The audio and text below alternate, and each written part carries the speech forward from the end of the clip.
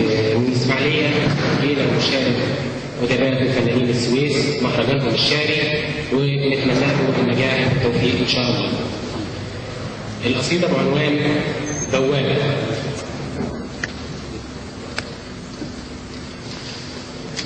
متعودين على الابتسام في الوش وعلى نفخ البالونات المقرفة متجوفة، متعودين على رفع الايدين التعبانين فوق الدماغ، رد التحية مزيفة، متعودين على الخداع الطويل الممل وتسويق الألسنة.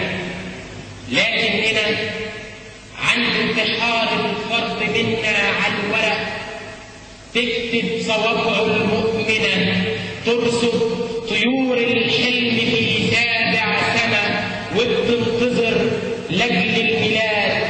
وانتي يا طفلتي المستكينة للأبد اخرجي من ظلام القبر، فكي القلوع المحزنة واستنظريني على حدود البلاد.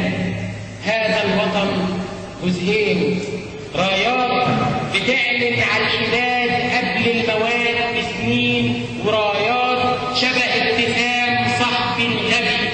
ضيعت عمري في انتظارك، يا مين يرجع قلبنا قبل انهياري وانهيارك، يا شاعرنا اللي ادعيت النبوة ملكاش نبي. يا مين تحبلي من جديد، تولدني صبي راصد على دراع الطريق، زارع على لسان الكلام الابتسام، هاجر صدورنا من زمن.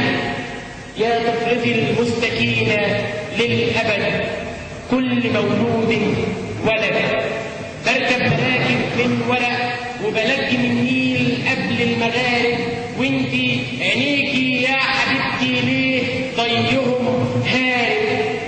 مستعجلة وازهق من سخافة الأسئلة، مستعجلة على الهنا وانا رافض اموت قبل اختصار الازمنة، ارفض اقابل ربنا في ثوب لبسته في انتظارك وانتحارك فوق خريطة للوطن كان مهزلة.